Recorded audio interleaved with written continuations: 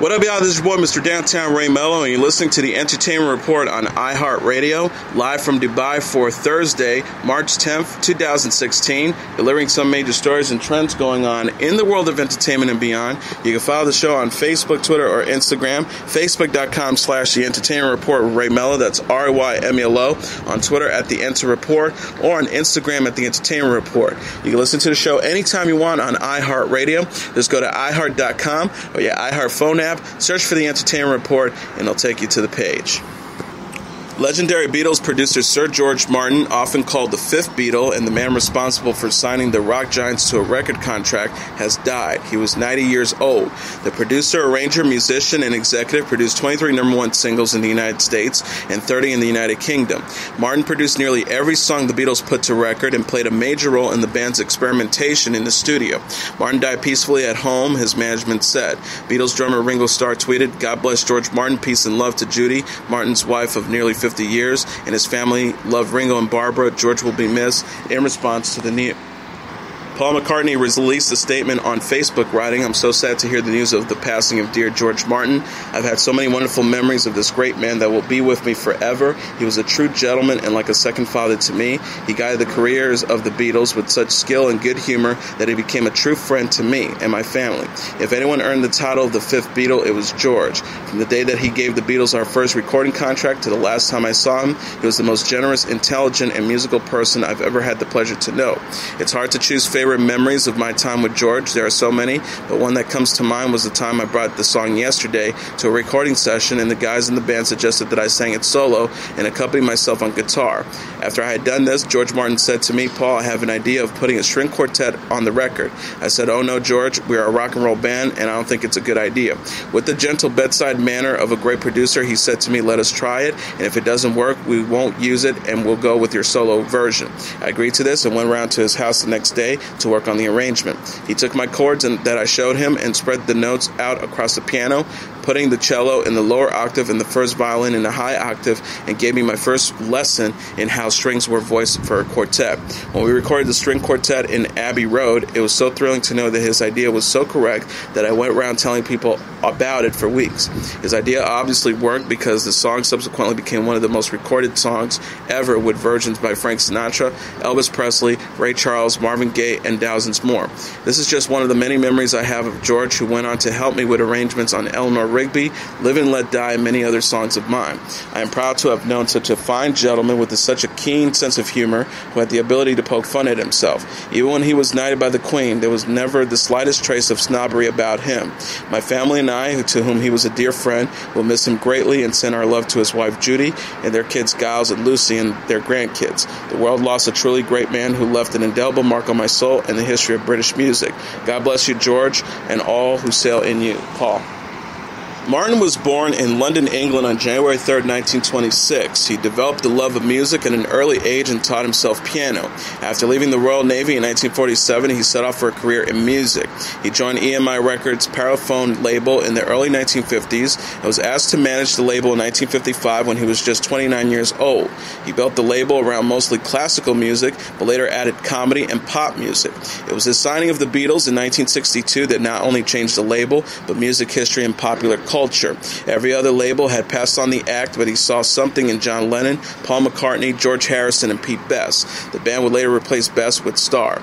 Martin proved essential in guiding the band from the clubs of Liverpool into musical pioneers. His arrangements for songs like Yesterday and Eleanor Rigby would broaden the band's music scope, and his ability of creating sound pictures, as Martin called them, played a major role in making an album like Sgt. Pepper's Lonely Hearts Club Band a turning point in rock history. Over the course of his long career, Martin also produced other acts like America, Cheap Trick, Jeff Beck, Elton John, Ultravox, Shirley Bassey, and Celine Dion. He also worked with McCartney on solo records. He won the Grammy for producing Sgt. Pepper in 1967 and later was given the Grammy Foundation Leadership Award. He was knighted by the Queen in 1996 and was inducted into the Rock and Roll Hall of Fame in 1999. He told Rockseller in 2013, "Would I like to do something again? No, I wouldn't want to do anything again. I'm not a person to look back. I don't honestly think I could do anything better than what we did." Martin was 90 years old. Charlie Cox, Yeldy Young, and John Berthenol star in the latest teaser for the upcoming second season of Marvel's Daredevil series. The 30-second teaser titled Suiting Up shows the three who play Daredevil, Elektra, and the Punisher, respectively, preparing to fight off an ancient evil. Character Matt Murdock, a.k.a. the Devil of Hell's Kitchen, is heard saying over the clip, "If I take a night off, people will get hurt." The second season of the successful Netflix original series is set to begin streaming March 18th, with the first season now streaming. Netflix described the upcoming season of Daredevil as one which forces Murdock's character to, quote, truly understand what it means to be a hero through sacrifice. Michael Keaton will star as Stan Hurley in the film adaptation of Vince Flynn's bestseller American Assassin, CBS Films and Lionsgate announced Wednesday. The movie will be helmed by Michael Cuesta from a screenplay by Stephen Schrift. Lorenzo Di Bonaventura and Nick Schweitzler are producing the project. Cuesta said in a statement, "Stan Hurley is one of the pillars of the Vince Flynn universe and a favorite character for millions of readers, so casting him was a daunting challenge. To have an actor as intelligent and gifted as Michael Keaton bring this beloved character to life is a thrill for everyone involved in American Assassin and a cause for celebration among Hurley fans the world over." A synopsis reads, Cold War veteran Stan Hurley will be the most fearing training officer in the CIA if more than a handful of people in the agency know that he existed. As American Assassin begins, Deputy Director Irene Kennedy tasked Hurley with training Mitch Rapp, a black ops recruit devastated by the loss of his fiancée to a terrorist attack. As Rapp's training progresses, the pair is dispatched on a joint mission with the lethal Turkish agent to stop a mysterious operative from starting World War III in the Middle East. Keaton has starred in back-to-back Best Picture Oscar winners Birdman and Spotlight in the past 2 years. J.J. Abrams has admitted to an oversight he made while filming a scene from Star Wars The Force Awakens involving Rey, played by Daisy Ridley, hugging General Leia, played by Carrie Fisher. The often-discussed scene takes place after the tragic death of Han Solo, played by Harrison Ford, as the Resistance celebrate their victory over the First Order. As Rey arrives from the battle at Starkiller Base with an injured Finn, played by John Boyega, she is greeted and embraced by Leia with a hug. Fans have questioned this act, however, as if it would make more sense for the General to hug and console Solo's lifelong partner, Chewbacca, played by Peter Mayhew, with whom she already has a relationship with. Abrams said to Slash Film, while discussing his upcoming project, 10 Cloverfield Lane, "That was probably one of the mistakes I made in that. My thinking at the time was that Chewbacca, despite the pain he was feeling, was focused on trying to save Finn and getting him taken care of. So I tried to have Chewbacca go off with him and focus on Rey, and then have Rey find Leia and Leia find Rey." He continued by saying, "The idea of that being that both of them being strong with the Force and never having met would know about each other, that Leia would have been told about her beyond what we see on screen, and Rey, of course, would have learned about Leia. And that reunion would be a meeting and a reunion all in one, and sort of a commiseration of mutual loss." Still, Abrams realized that perhaps the scene could have been set up better to not show Chewbacca in the background. He concluded by saying, "Had Chewbacca not been where he was, you probably wouldn't have thought of it. But because he was right there, passed by Leia, it almost felt like a slight, which was definitely not the intention." Rey, Leia, and Chewbacca will all return when the sequel Star Wars Episode 8 arrives in theaters on December 15th, 2017. The Force Awakens will be released on home video on April 5th. Recently, Mark Hamill, who portrayed Luke Skywalker in the series, discussed his character's sexuality, mentioning that it is meant to be interpreted by the viewer.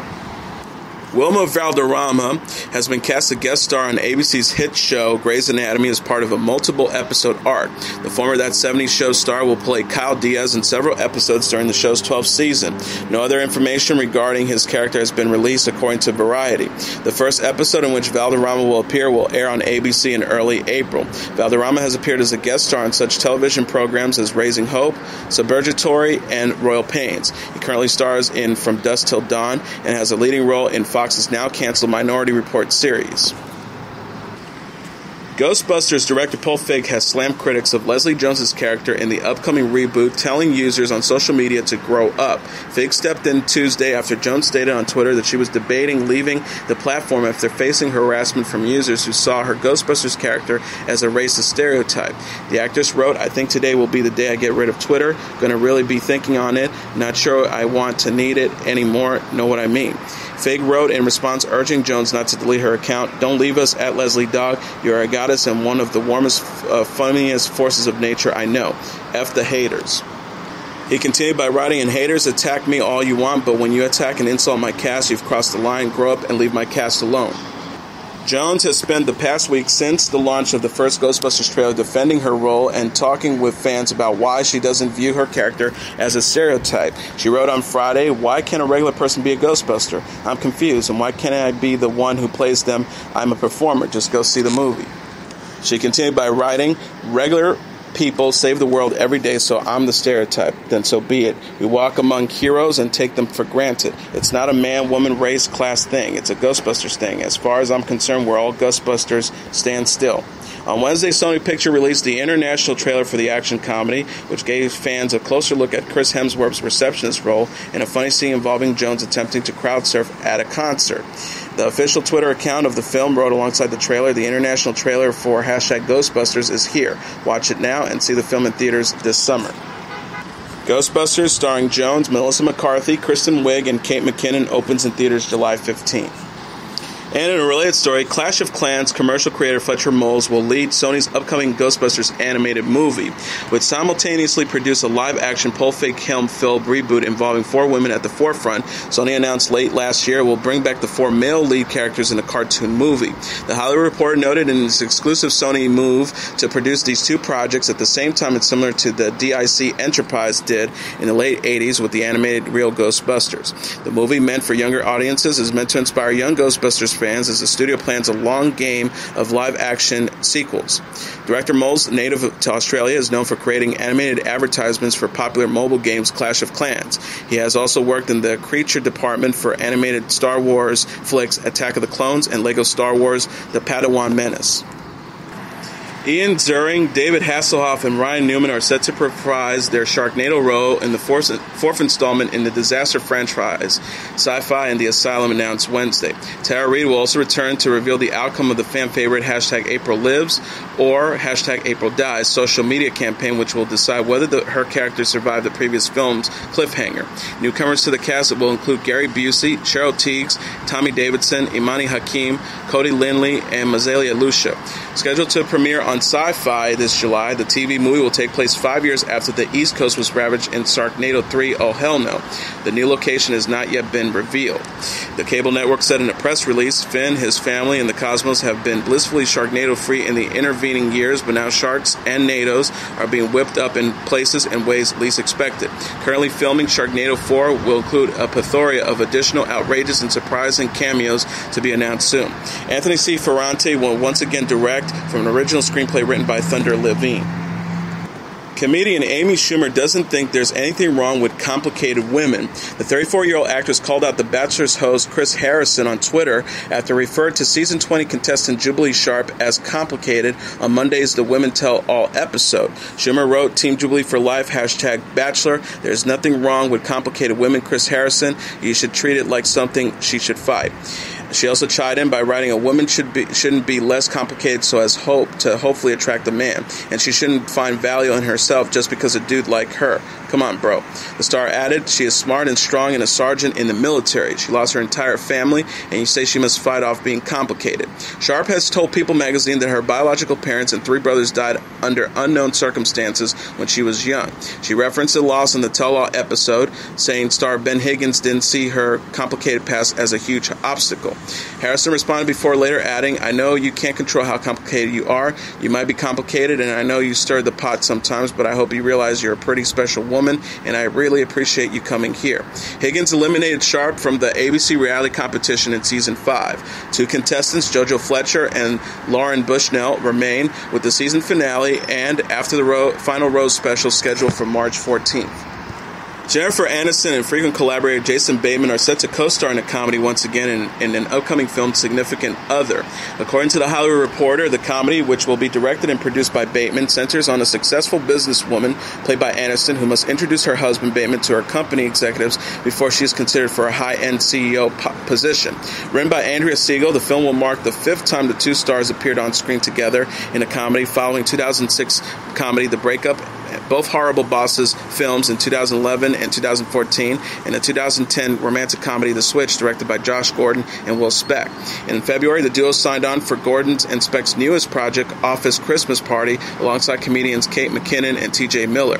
Bateman made his directorial debut with the film Bad Words, and most recently helmed The Family Fang, starring Nicole Kidman. Significant Others currently has no set release date. Jonathan Goldsmith, the actor behind Dos Equis Most Interesting Man in the World, started in his final commercial as the character Wednesday as the company looks for a new spokesperson. Released onto their official YouTube page, the final ad features Goldsmith walking a red carpet filled with friends he's made from around the world as he marches into a spaceship ready to take a one-way trip to Mars. The narrator says of the popular commercial character, who is always able to achieve the impossible, his only regret is not knowing what regret feels like. Stay thirsty, friends, Goldsmith says one final time over the spaceship's radio. Don Equis began the campaign with Goldsmith in 2007. The Most Interesting Man in the World was a huge success for the business with the Mexican brewing company, which saw its business nearly triple with a 34.8% increase in shipment since being introduced, according to USA Today. Don Equis will continue to use the character and plans on introducing a new actor in the role later this year. Andrew Katz, Vice President of Marketing for Don Equis, said to The Hollywood Reporter, "From superheroes to super spies, our fans are accustomed to and enjoy different takes on the same character.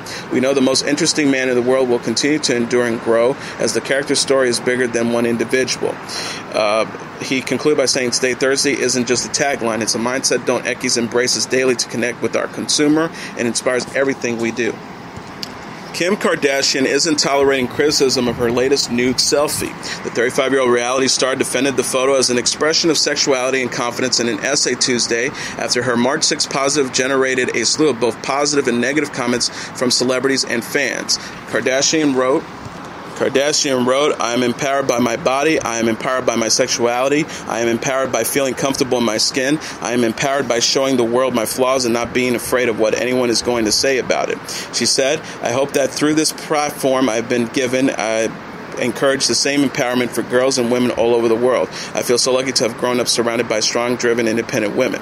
Kardashian shared the photo 3 months after welcoming son St. West and faced criticism for going nude as a mother of two. She acknowledged the comments in the essay, saying she is allowed to be sexy as a mother. She wrote, "It's 2016, the body shaming and slut shaming, it's like enough is enough. I will not live my life dictated by the issues you have with my sexuality. You be you and let me be me. I'm a mother, I'm a wife, a sister, a daughter, and an entrepreneur, and I am allowed to be sexy." Bette Midler, Chloe Grace Moretz, and Pink were among the stars who criticized Kardashian's photo. The reality star found an advocate in Fremny, Amber Rose, who slammed Pink for suggesting Kardashian was attracting the wrong kind of attention. Rose wrote on Instagram, "If a grown mother of two is comfortable with her body and wants to show it off, that's none of our business or anyone's. Please, as a grown woman, let another grown woman live as she wishes. That's our problem. We're so quick to down each other instead of uplifting." Rose, who was previously close with the Kardashians, clashed with the family last year after criticizing Kylie Jenner's relationship with Tyga. The 32-year-old model is vocal about stopping slut-shaming and hosted a slut walk in Los Angeles in October. Jillian Michaels and longtime partner Heidi Rhoades are engaged. The 42-year-old personal trainer proposed to Rhoades on the season 1 finale of her e-reality series Just Jillian, which aired Tuesday. Michaels brought Rhoades to a private theater where she showed a movie montage of their years together. The video included photos of their many adventures and their 2 children, daughter Lucrezia and son Phoenix. Michaels wrote, "In a world where it's tough to connect, one woman found that special someone and came to discover that where there's love, there's hope, happiness, adventures, and endless possibilities." She also added, we were a great couple, but better as a family, and I've been thinking a lot, and while so much of life is unknown, there's one thing I know for sure. I want to be with you for better, for worse, and in sickness and in health for the rest of my days. Michaels and Rose have been together since 2009 and adopted Lucrezia from Haiti in May 2012. Rhoades gave birth to Phoenix the same month. Michaels reflected, "Heidi is the perfect person for me. The only person where there is like a solace and a respite, a safe haven, is with my family. And Heidi is the nucleus of that family. She's the glue that really holds everything together." Michaels thanked fans for their well wishes after the episode aired and revealed the proposal actually took place, quote, about 4 months ago. The personal trainer is best known for her work with The Biggest Loser, which she exited after season 15. Maria Menounos and longtime love Keven Undergaro are engaged. The 37-year-old television personality and her producer Beau visited the Howard Stern show on Wednesday, where Undergaro surprised Menounos with a proposal. Undergaro said, according to Stern's website, "Although I said that this isn't a proposal, I want to ask you something, Maria. Will you make me the happiest man on earth? Oni Stern, Stern's wife, Menounos' parents, and Menounos publicists knew about Undergaro's plan to propose.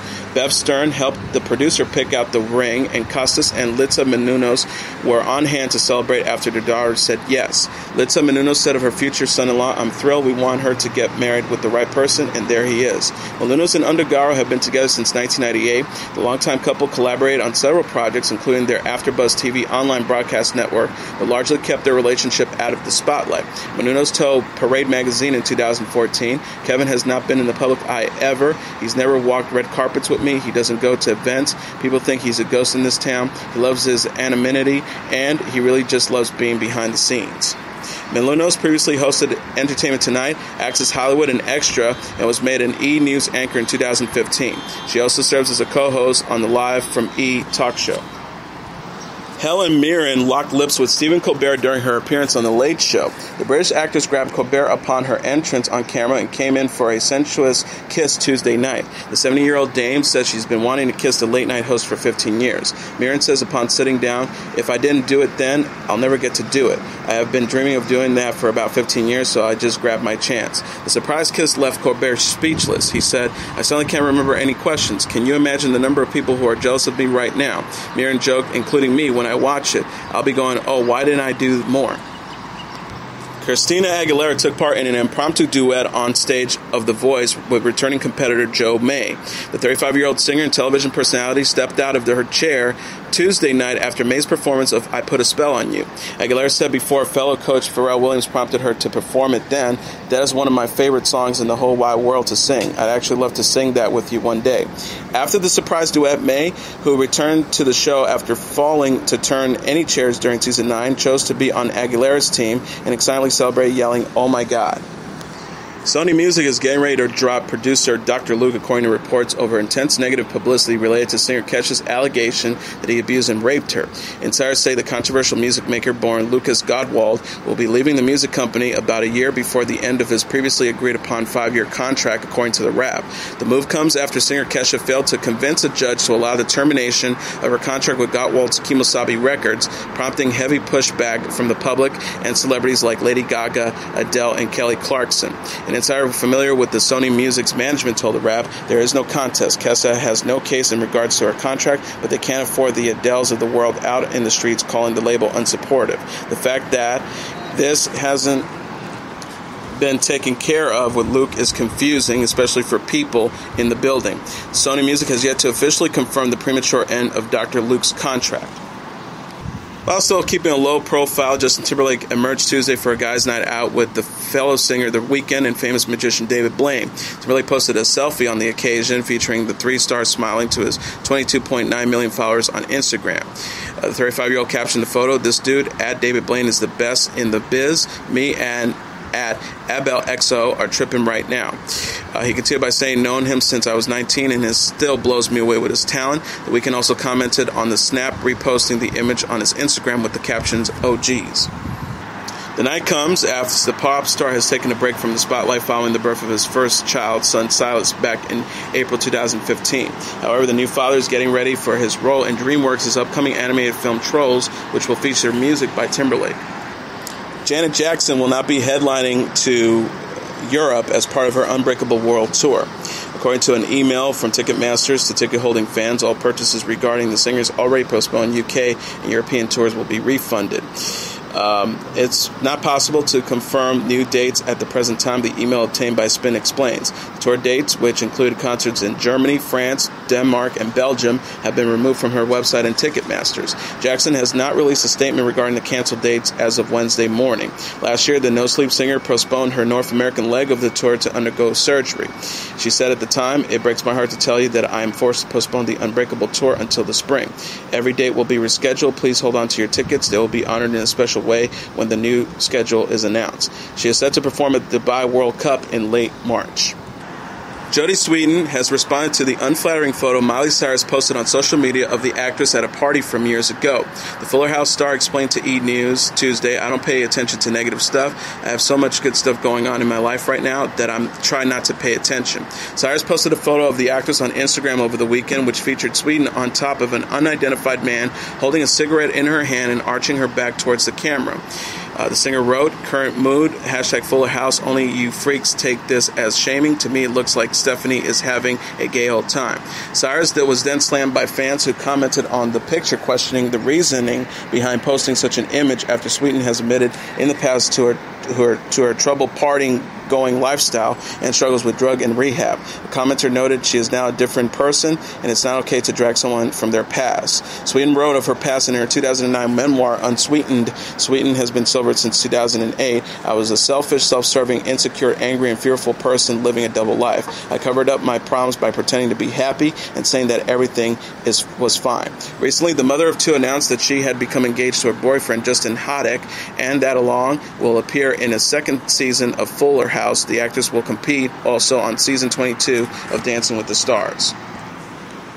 And now here are the top 10 songs on the Billboard Hot 100 singles charts for the week of March 19th. Number 10, DNCE with Cake by the Ocean. Number 9, Lucas Graham with 7 Years. Number 8, Kelly Clarkson with Piece by Piece. Number 7, G-Eazy and Beba Rexha with Me, Myself, and I. Number 6, Zayn Malik with Pillow Talk. Number 5, Justin Bieber with Sorry. Number 4, Flo Rida with My House. Number 3, 21 Pilots with Stress Out. Number 2, Justin Bieber with Love Yourself. And the number 1 song on the Billboard Hot 100 singles charts for the week of March 19th, Rihanna featuring Drake with Work. And now let's take a look at what happened on this date in entertainment history. On this date in 1997, the fledgling Warner Brothers television network airs the inaugural episode, which will become its first bona fide hit show, Buffy the Vampire Slayer. Buffy's creator, Joss Whedon, developed the series from an original script he had written for the big screen a number of years earlier. The 1992 movie, starring Kristy Swanson and directed by Franz Rubel Kurizgi, had disappointed Whedon by turning his edgy story with its powerful female heroine into too much of a silly comedy. When he was approached about creating a television series based on his original script, Whedon jumped at the chance. For the TV series, he went with the concept of a high school as a horror movie and recreated his darker version of Buffy. The result was a blend of drama, romance, comedy, action, and horror unique on network television. Whedon served as an executive producer through the show's run and was heavily involved in its writing. He also directed a number of episodes. Sarah Michelle Gellar, a Daytime Emmy Award winner for her work on the soap opera All My Children, took on the lead role of Buffy Summers, the perky cheerleader who was also her generation's chosen one, the only person on Earth with the power to defeat vampires in the Buffy universe. Sundale High School in Sundale, California sits atop a hellmouth, an entrance point for evil demons, and Buffy's constant battling of undead ghouls serves as a supernatural allegory for surviving the real-life challenges of high school and adolescence. Though ratings peaked during the second and third season, the show was constantly well-reviewed by critics through its 6.5-year run. As one of the edgiest offerings amid a growing WB lineup that included Dawson's Creek, Seventh Heaven, and Felicity, Buffy's success helped establish the network as a staple among teenage and young adults television viewers. After 2001, Buffy moved to the WB's competitor, United Paramount Networks, or UPN. Gellar decided not to renew her contract after the 7th season, and the show aired its final episode in May 2003.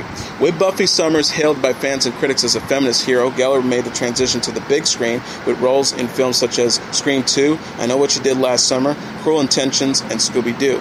Other breakout stars of the show were Allison Hannigan, later known for the American Pie movies and the CBS sitcom How I Met Your Mother, and Seth Green, who left the show after less than 3 seasons to pursue his big screen stardom, appearing in the Austin Powers movie franchise. A Buffy spin-off of the WB Angels starring David Boreanaz premiered. Though the show didn't spark the same amount of frenzy enthusiasm as Buffy, it attracted a small but devoted fan base. After the demise of Angel in 2004, rumors swirled about future TV spin-offs, movie adaptations, and even an animated Buffy series.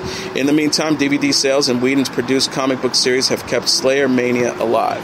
And as your entertainment report for Thursday, March 10th, 2016. I'm your host, Mr. Downtown Ray Melo. I'll be back tomorrow to deliver some major stories and trends going on in the world of entertainment and beyond. You can follow the show on Facebook, Twitter, or Instagram. Facebook.com/The Entertainment Report with Ray Melo. That's RAYMELO. On Twitter at The Enter Report, or on Instagram at The Entertainment Report. You can listen to this episode or any previous episodes of The Entertainment Report anytime you want on iHeartRadio. Just go to iHeart.com or your iHeart phone app, search for The Entertainment Report, and it'll take you to the page. Good night, and God bless you all.